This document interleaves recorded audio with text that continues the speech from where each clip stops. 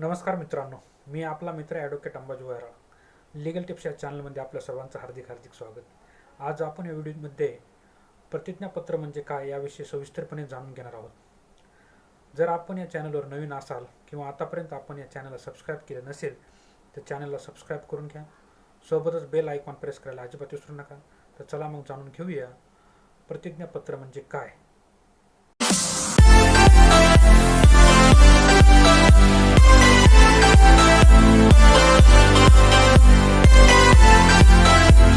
तर मित्रांनो, आता आपण आलो आहोत आपल्या लॅपटॉपच्या स्क्रीनवर. प्रतिज्ञापत्र म्हणजे काय हे आपण बघूया. प्रतिज्ञापत्र कसे आणि कोठे करावे हेही आपण या व्हिडिओमध्ये बघणार आहोत. तुम्ही सर्वांनी तुमच्या आयुष्यात अनेक वेळा शपथपत्राबद्दल ऐकले असेल, ज्याला इंग्रजीमध्ये ॲफिडेव्हिट असेही म्हणतात. प्रतिज्ञापत्र हा असा कायदेशीर दस्तऐवज आहे जो भारतातील सर्व नागरिकांना त्यांच्या आयुष्यात एकदा नव्हे तर वारंवार आवश्यक असतो. पण आजही असे अनेक लोक आहेत ज्यांना प्रतिज्ञापत्राचा अर्थ आणि त्याचे उपयोग माहीत नाहीत. म्हणूनच आजच्या व्हिडिओद्वारे आम्ही तुम्हाला प्रतिज्ञापत्र, शपथपत्र म्हणजे काय, त्याचे उपयोग आणि फायदे काय आहेत ते सांगणार आहोत. जेव्हा आपण जन्माचा दाखला बनवताना घटस्फोटाच्या वेळी विवाह नोंदणी प्रमाणपत्रासाठी सर्वप्रथम प्रतिज्ञापत्र आणण्यास किंवा करण्यास सांगितले जाते. याशिवाय इतर अनेक कामासाठी याची आवश्यकता आहे. अशा परिस्थितीत अनेकांना प्रश्न पडतो की ते कसे आणि कोठे बनवले जाते, ते करण्यासाठी किती खर्च येतो. आपण बघूया शपथपत्र म्हणजे काय. भारतात जेव्हा कोणत्याही कायदेशीर बाबीमध्ये कोणते अधिकृत विधान किंवा माहिती प्रदान करण्यासाठी किंवा कोणते काम करण्यापूर्वी लेखी वचन किंवा प्रतिज्ञा करण्यासाठी प्रतिज्ञापत्र आवश्यक असते. प्रतिज्ञापत्र हे वचनासारखे आहे. आपण जे काय बोलत आहोत ते खरे आहे. कोणत्याही व्यक्तीने प्रतिज्ञापत्राखाली केलेल्या सर्व गोष्टी खऱ्या असल्याची घोषित केल्यानंतर पत्रावर स्वाक्षरी केली जाते. आपल्या देशात मालमत्ता खरेदी विक्री पासून आपली नावे अधिकृतपणे बदलण्यापर्यंत आणि इतर अनेक कामांमध्ये शपथपत्र अतिशय महत्त्वाची भूमिका बजावते.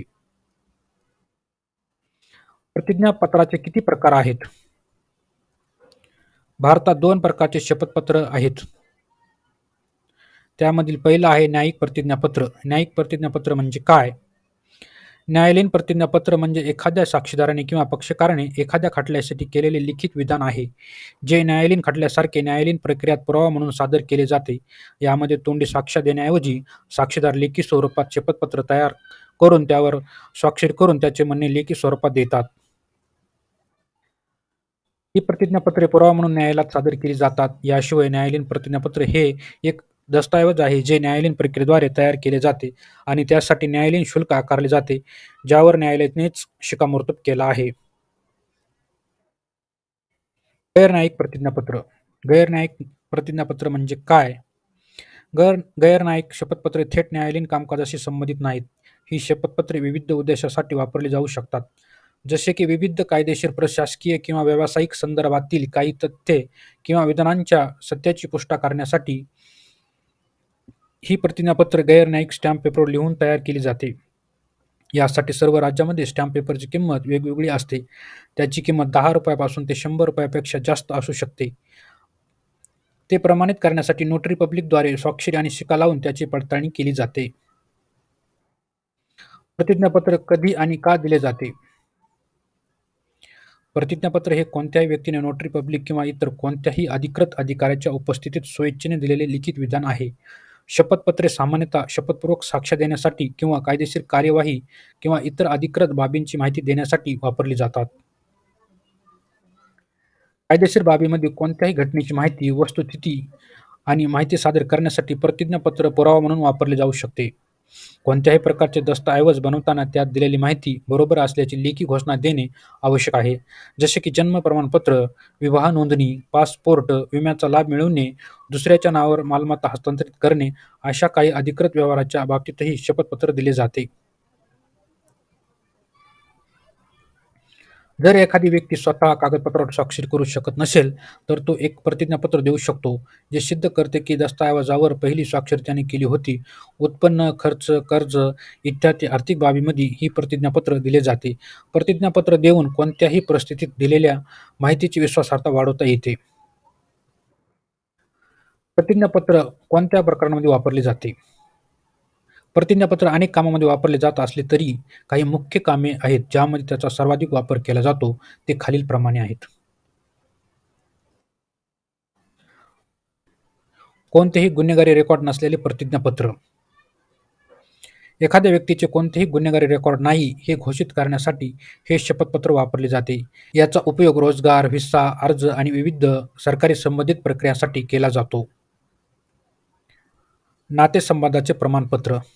याचा उपयोग व्यक्तीमधील कौटुंबिक संबंध प्रस्थापित करण्यासाठी केला जातो, जसे की पालक, मूल किंवा जोडीदार संबंध यासाठी केला जातो. विवाह प्रतिज्ञापत्र. हे एखाद्या व्यक्तीची वैवाहिक स्थितीची पुष्टी करण्यासाठी वापरले जाते. विवाह प्रमाणपत्रासाठी अर्ज करताना हे सहसा आवश्यक असते.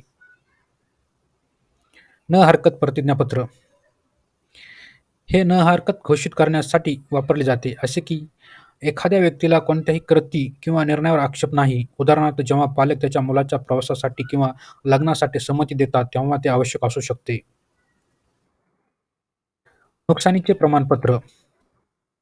जेव्हा एखाद्या व्यक्तीची मूळ प्रमाणपत्रे, ओळखपत्रे किंवा मालमत्तेची कागदपत्रे व यासारखी महत्त्वाची कागदपत्रे हरवली जातात, तेव्हा ती कागदपत्रे पुनर्संचयित करण्यासाठी किंवा पुनर्प्राप्त करण्यासाठी विनंती करताना वापरली जातात.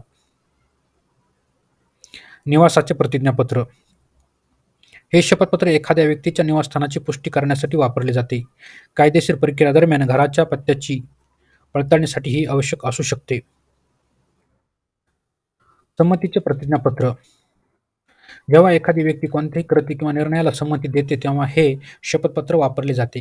हे दत्तक घेणे, वैद्यकीय प्रक्रिया किंवा कायदेशीर करार यासारख्या परिस्थितीमध्ये वापरले जाऊ शकते. घटस्फोट देण्यासाठी. जेव्हा पती-पत्नी आपसात घटस्फोट घेत असतात किंवा घटस्फोट झालेला असतो, त्याची पुष्टी देण्यासाठी हे अशा प्रकारचे ही शपथपत्र देता येते किंवा द्यावा लागते. मालमत्तेच्या वादात. जेव्हा एखाद्या प्रॉपर्टीसाठी एक व्यक्ती दुसऱ्या व्यक्तीला प्रॉपर्टी नावावर करून घेण्यासाठी संमती देत असतो, त्यावेळेस त्या व्यक्तीला तशा प्रकारचे शपथपत्र द्यावे लागते. कायदेशीर कागदपत्रांची पडताळणी करण्यासाठी. जेव्हा एखाद्या व्यक्तीला त्याची सर्व कागदपत्रांची कायदेशीर पडताळणी करायची असेल किंवा जात पडताळणी करण्यासाठी ही अशा प्रकारचे आपल्या कागदपत्राची पडताळणी करताना हे शपथपत्र देता येते. नाव बदलण्यासाठी. जेव्हा एखाद्या व्यक्तीच्या नावामध्ये बदल झालेला असतो किंवा त्याचे नाव बदलायचे असते किंवा एखाद्या विवाहित स्त्रीचे लग्नानंतर तिला तिच्या पतीचे नाव लावायचे असते, अशा वेळेस नाव बदलताना अशा प्रकारचे शपथपत्र द्यावे लागते. किंवा एखाद्या स्त्रीचे लग्नानंतर नाव बदलते व पूर्वीचे म्हणजेच माहेरचे नाव व सासरचे नाव अशी 2 नावं असतात आणि अशा वेळेस 2 नावाने ती महिला ओळखली जाते किंवा ती ओळखली जात असते. अशा वेळेस त्या दोन्ही नावाची ती महिला एकच आहे हे पुष्टी करण्यासाठी अशा प्रकारचे ही शपथपत्र दाखल केले जाते. सरकारी पदावर नियुक्ती करताना. एखाद्या व्यक्तीच्या सरकारी पदावर नियुक्ती झाली असेल आणि ती व्यक्ती त्या पदावर 2 वर्षासाठी, 3 वर्षासाठी काम करण्यास तयार आहे, त्यावेळेस अशा प्रकारचे त्याला शपथपत्र द्यावे लागते. याशिवाय अशी अनेक प्रकरणे आहेत ज्यासाठी प्रतिज्ञापत्र आवश्यक आहे. सामान्यतः वापरल्या जाणाऱ्या केसची माहिती देण्यासाठी आम्ही या सर्व केसची उल्लेख येथे केला आहे. मित्रांनो, हा व्हिडिओ आपल्याला कसा वाटला हे कॉमेंटद्वारे कळवा. लाईक करायला, शेअर करायला अजिबात विसरू नका. पुन्हा भेटूया अशा दुसऱ्या व्हिडिओमध्ये. तोपर्यंत नमस्कार.